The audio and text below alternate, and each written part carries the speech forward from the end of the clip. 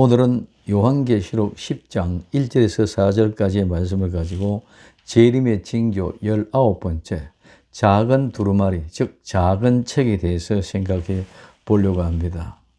지금까지 우리는 계시록 13장에서 바다에서 올라오는 열불 7무리 짐승이 출현하는 국가와 적 그리스도에 대해서 알아보았고, 땅에서 올라오는 거짓 선지자를 보았습니다.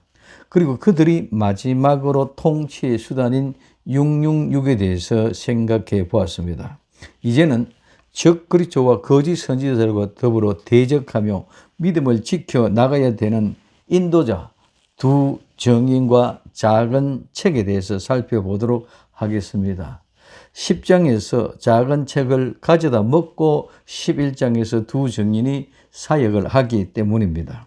작은 책은 많은 논란이 있습니다.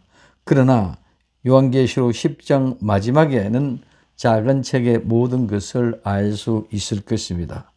내가 또 보니, 이 또 보니는 요한계시록 8장과 9장에 이야기하는 7 나팔의 재앙을 보고 요한이 또 이어서 보는 것입니다. 첫째, 힘센 다른 천사. 요한계시록 10장 1절에 내가 또 보니 힘센 다른 천사가 하고 말씀하고 있습니다. 내가 또 보니 힘센 다른 천사는 힘있고 강력한 천사가, 이 다른 천사는 하나님께로부터 나온 힘센 천사입니다. 힘센 다른 천사는 7 천사나 4 천사 중에 하나가 아니라 요한계시록 5장 2절과 요한계시록 18장 21절에 나오는 힘 있는 천사, 혹은 요한계시록 14장 6절에서 15절에 나오는 다른 천사입니다.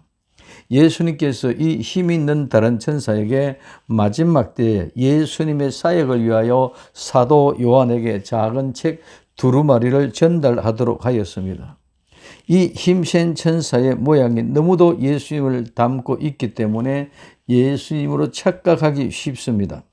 그러나 모든 천사는 하나님을 섬기는 영으로 구원받은 상속자들을 위하여 섬기라고 보내신 것입니다. 히브리서 1장 14절에 모든 천사는 섬기는 영으로 구원받을 상속자들을 위하여 섬기라고 보내심이 아니냐 하고 말씀하고 있습니다.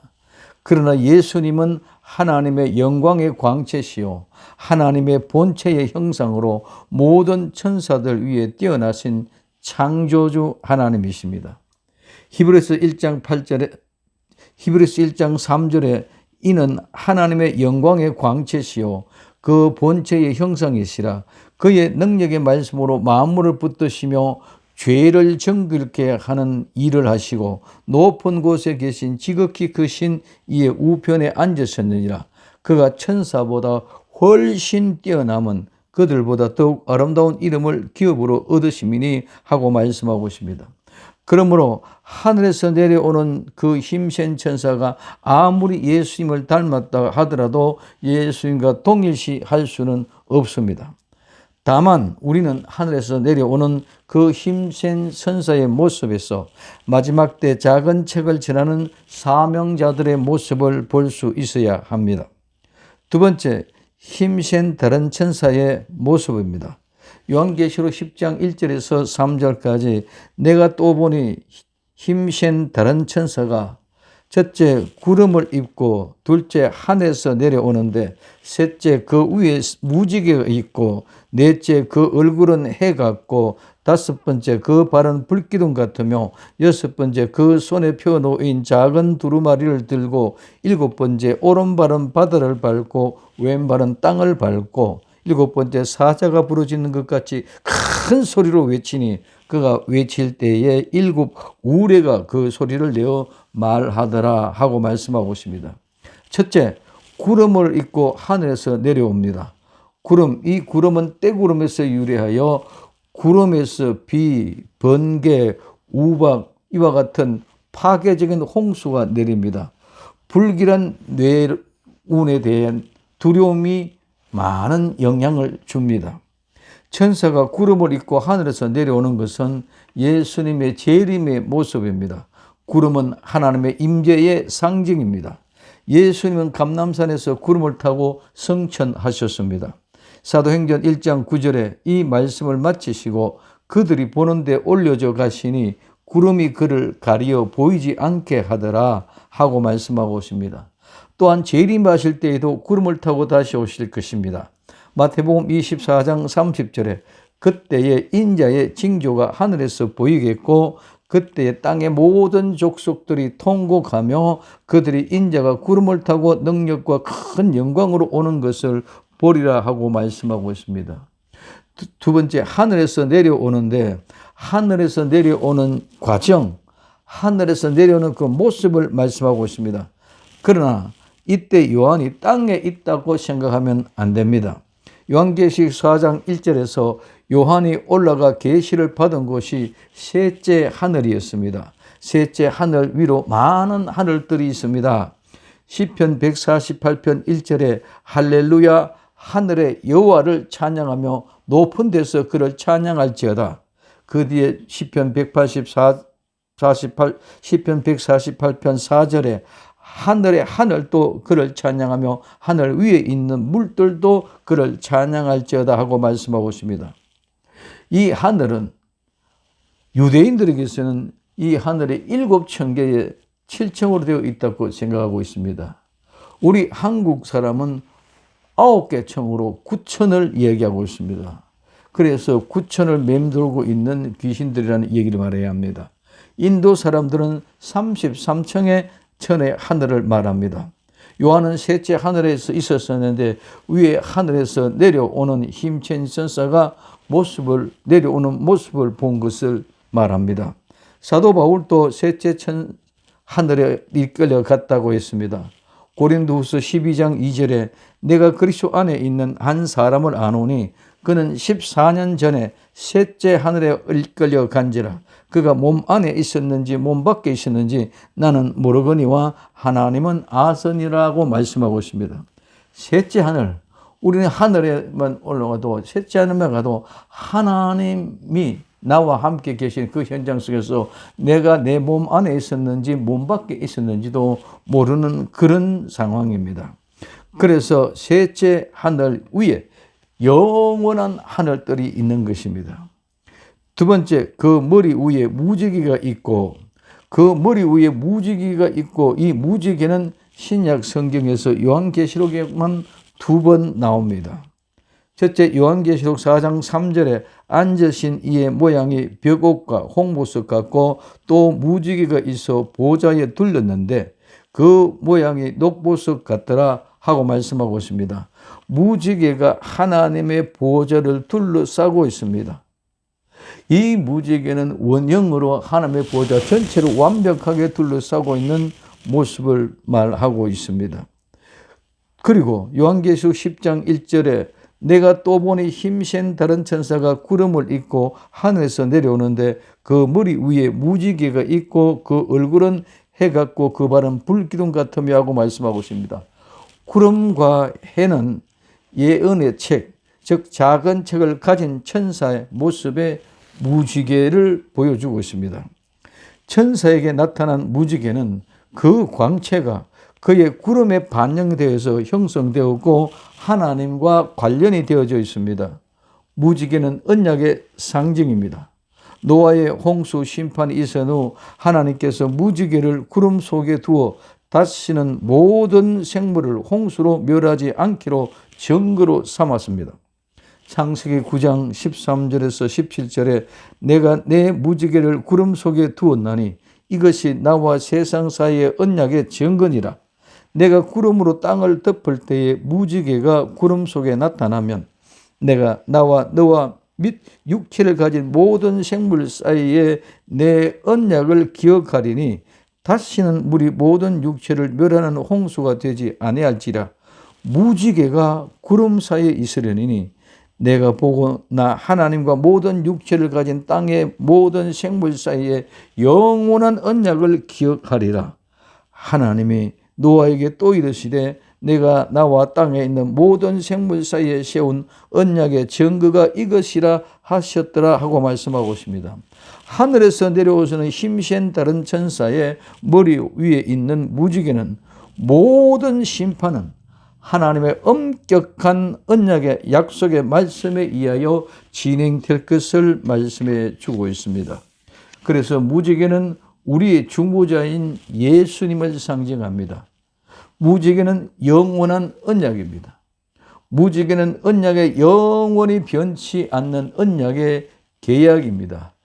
빨강, 주황, 노랑, 초록, 파랑, 남색, 보라, 빨주, 노초, 파란보 이 색깔의 순서대로 배열된 모양은 아름답고 사랑스럽고 완전하게 하늘과 땅을 가로질러 조화를 이루고 있습니다. 하늘 보좌에 있는 이 무지개는 완전한 원으로 이루어지고 있지만은 땅에서는 땅과 하늘을 가로지르서 반쪽 무지개일 뿐입니다. 그래서 우리는 이 무지개 언약의 약속의 말씀대로 모든 것이 심판이 되어진다는 것을 우리는 알아야 됩니다. 세 번째, 그 얼굴은 해 같고 이 천사는 꼭 예수님을 닮았습니다. 빛 대신 예수님과 많은 시간을 함께한 사람의 얼굴에는 그 영광의 빛이 그 얼굴에 나타나야 합니다. 40주야를 시내산에 있으면서 하나님의 빛을 받은 모세는 얼굴에서 광채를 바람으로 백성들이 그 광채를 품으로 수건으로 자기 얼굴을 가리웠습니다. 출애굽기 34장 29절에서 30절에 모세가 그 증거의 두 판을 모세의 손에 들고 시내산에서 내려오니 그 산에서 내려올 때에 모세는 자기가 여호와와 말하였으므로 말미암아 얼굴 피부에 광채가 나나 깨닫지 못하였더라. 아론과 온 이스라엘 자손이 모세를 볼 때에 모세의 얼굴 피부에 광채가 남을 보고 그에게 가까이 하기를 두려워하더니 하고 말씀하고 있습니다.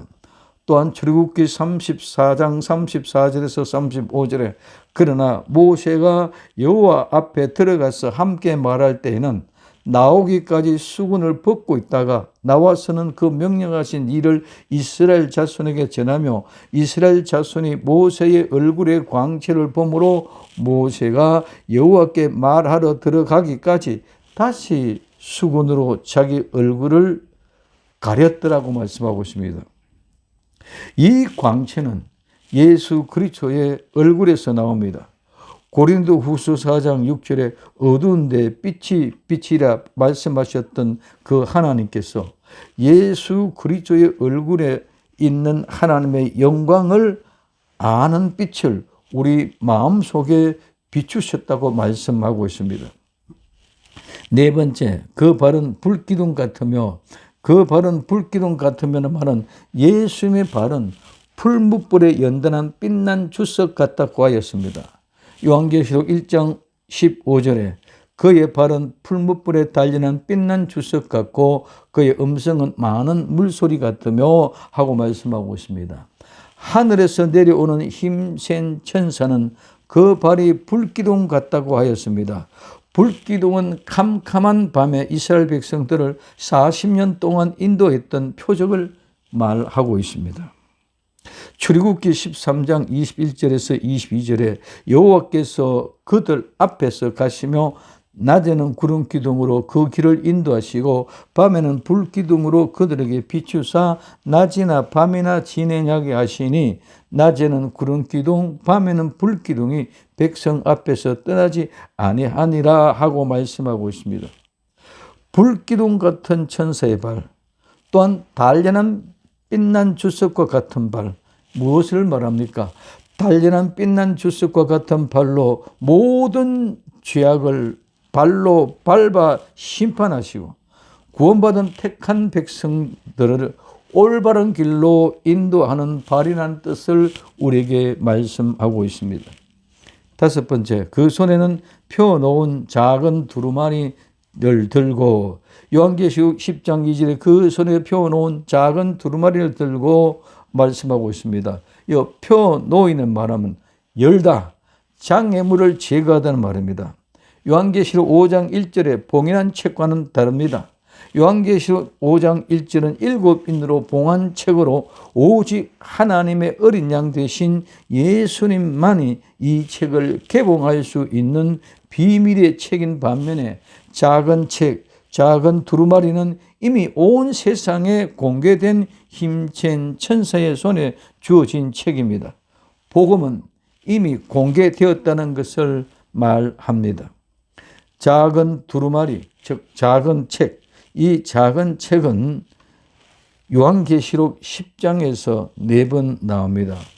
이 작은 책들을 가지고 이 작은 책은 에스겔서 2장 9절에서 10절에 내가 보니 보라 한 손이 나를 향하여 펴지고 보라 그 안에 두루마리 책이 있더라.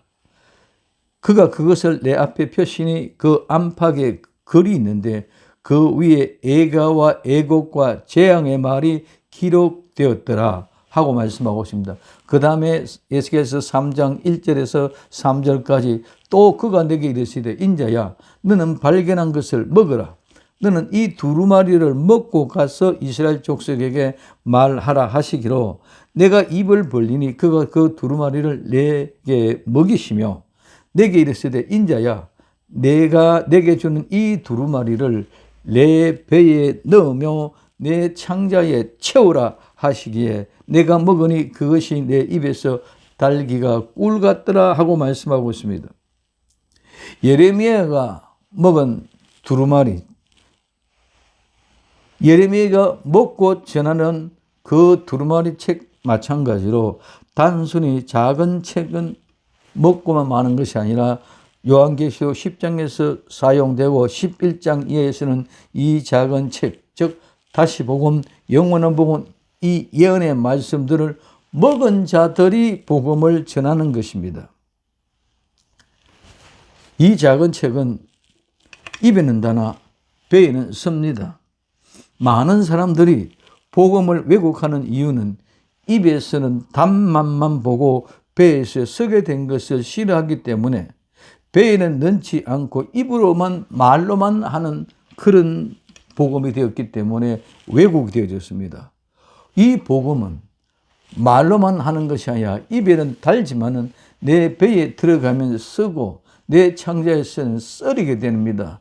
그래서 이것을 완전히 내가 먹고 소화시켜서 내 것이 되어서 전해지는 것이 진정한 참된 복음이요 마지막 때는 이것이 작은 책이요 이것이 다시 전할 복음이 된다는 것입니다. 6번째, 그 오른발은 바다를 왼발은 땅을 딛고 섰습니다. 그 오른발은 바다를 밟고 왼발은 땅을 밟고 이 밟고는 뭐 위에 서다라는 말로 정복을 말합니다. 바다와 땅을 밟고 있는 모습으로 보아 천사의 크기가 어마어마합니다. 오른발로는 바다를 왼발로는 땅을 밟았다는 말은 전 세계를 정복했다는 말입니다. 바다는 흉용하는 이 세상 열국으로 즉 그리스도가 출현하는 것이요. 요한계시록 13장 1절에 내가 보니 바다에서 한 짐승이 나오는데 뿔이 10이요 머리가 7이라. 그 뿔에는 10 왕관이 있고 그 머리들에는 신성 모독하는 이름들이 있더라. 땅은 거짓 선지자가 출현하는 곳입니다. 요한계시록 13장 11절에 내가 보매 또 다른 짐승이 땅에서 올라오니 어린 양같이 두 뿔이 있고 용처럼 말을 하더라 하고 말하고 있습니다. 마지막 때에 하늘에서 내려오는 힘센 천사가 한 발로 바다를 밟고 한 발로 땅에 서 있다는 말은 예수 그리스도의 나라를 대적하는 적그리스도의 세력과 그에 짝하는 거짓 선지자들과 거짓 종교의 세력을 완전히 정복하고 통치하는 권리와 힘을 가진 것을 말씀하고 있습니다. 이것은 또한 하나님의 능력이 땅에서와 마찬가지로 바다에서도 확고하다는 것을 보여주는 것입니다. 7번째, 사자가 부르짖는 것 같이 큰 소리로 외침이 7 우리가 소리를 내어 말하더라고 말씀하고 있습니다. 첫째, 사자, 이 사자는 동물 사자 라이언입니다. 부르짖는 것 같이 큰 소리로 외칩니다. 사자가 부르짖는다는 것은 어르렁거리다, 포효하다. 이 부르짖는 것이 어르렁거리고 포효하는 것 같이 큰 소리를 외치는 것처럼이라는 말입니다. 근데 우리는 사자가 부르짖는 포효하는 것처럼 외칠 때에 사자의 소리는 구약에는 여호와의 음성으로 들렸습니다. 호세아 11장 10절에 그들은 사자처럼 소리를 내시는 여호와를 따를 것이라. 여호와께서 소리를 내시면 자손들이 서쪽에서부터 떨며 오되 하고 말씀하고 있습니다. 또한 아모스 3장 8절에 사자가 부르짖은즉 누가 두려워하지 아니하겠느냐. 주 여호와께서 말씀하신즉 누가 예언하지 아니하겠느냐고 말씀하고 있습니다. 이 힘센 천사는 그 모양이나 음성이나 모두 하나님 예수 그리스도를 말씀하고 있습니다. 우리가 잘 알아야 할 것은 사탄이 부르짖는 소리를 절대적으로 구분해야 됩니다. 베드로전서 3장 8절에 건신하라 깨어라 너희 대적 마귀가 우는 사자같이 두루 다니며 삼킬 자를 찾나니 하고 말씀합니다. 이 힘센 천사의 부르짖음은 왕의 절대적인 권위, 왕의 절대적인 위엄을 말합니다. 그러나 사탄의 소리는 우리에게 두려움과 공포를 위한 소리로 우리를 미혹하기 위한 것일 뿐입니다. 두 번째, 일곱 우레. 이 우레는 천둥입니다. 우레가 소리를 내어 말하더라. 이것을 직역하면 일곱 우레들이 각기 제 소리들을 말하더라는 뜻입니다. 이 말은 일곱 우리가 각각 특색이 있는 소리로 각각 말하였다는 말입니다. 그래서 일곱 우리가 그냥 한참의 소리가 되는 게 아니라 일곱 우리의 소리는 하나하나 천둥이 일곱 개가 딱 각각 달리 소리를 내었다는 것을 말하고 있습니다. 하나님의 계시가 천둥처럼 들립니다. 요한복음 12장 28절에서 29절에 아버지요 아버지의 이름을 영광스럽게 하옵소서 하시니 이에 하늘에서 소리가 나서 이르되 내가 이미 영광스럽게 하였고 또다시 영광스럽게 하리라 하시니 곁에 서서 들은 무리는 천둥이 울었다고도 하며 또 어떤 이들은 천사가 그에게 말하였다도 하니 하고 말씀하고 있습니다.